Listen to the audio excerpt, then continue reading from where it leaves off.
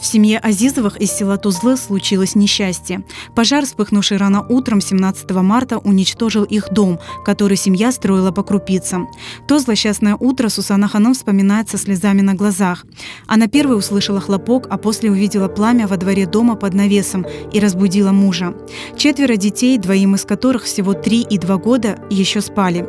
Хозяева пытались своими силами потушить огонь, но это оказалось непросто. Огонь за считанные минуты охватил весь дом.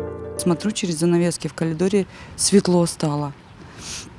Выглянула, думаю, посмотрю, что это такое. Выхожу. Вижу пламя.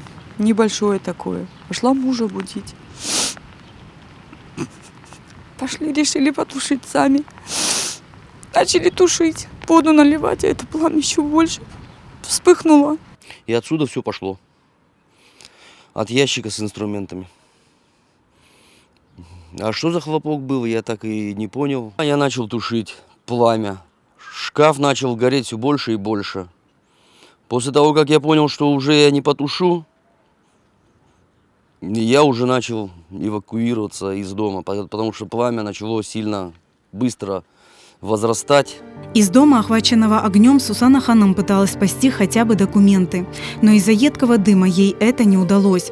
Женщина стала терять сознание и получила ожог руки и ступней. Ничего из имущества семье спасти не удалось. Им самим пришлось выбираться из огня через окно. Ничего, я пыталась с документами вернуться. Я уже добежала туда, где документы были. Уже слышу, что я задыхаюсь, побежала вообще в другой угол. Шла уже по дороге, сознание теряла. Добежала до зала. Средняя дочка открывает дверь, выхватывает меня и заталкивает туда. Я вижу, что они стоят, меня ждут. Ну ничего не делают, буквально. Вот они сами в шоке, все спали же, с маленькими. Я подбегаю к окну, вдыхаю свежий воздух, начинаю все скидывать. С окна детей в окно, покрывала, потом сама вылезла. Кто в чем был, кто в трусах, кто босиком, побежали. Дом весь сполыхнул.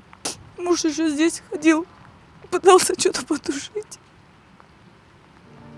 Пламя практически полностью уничтожило все нажитое. Дом, технику и мебель превратило в пепел. Пока спасатели устанавливают причину пожара, семье помогают неравнодушные к их горю соседи. Через 2 дома мы услышали хлопок. Мы встали из-за хлопка. Это было настолько страшно, передать невозможно, конечно. Надо как-то помочь, сплоченно это сделать. 4 детей, сами понимаете, время нелегкое. На все это посмотреть, это страх, это ужас полный. Тут даже, честно, слов не подобрать, просто описать это все. В первую очередь, да, надо физическая сила, чтобы помочь все это вынести, выгребсти. Естественно, это все восстанавливать потихоньку, уже по мере поступления возможностей. Мир не без добрых людей, все будем помогать, чем кто может, соберемся и будем все делать. Сейчас семью Азизовых приютили соседи. Для восстановления дома и создания хотя бы минимальных условий для проживания им необходима финансовая поддержка. Они обращаются за помощью ко всем неравнодушным. Помочь семье Азизовых можно, перечислив средства на карту.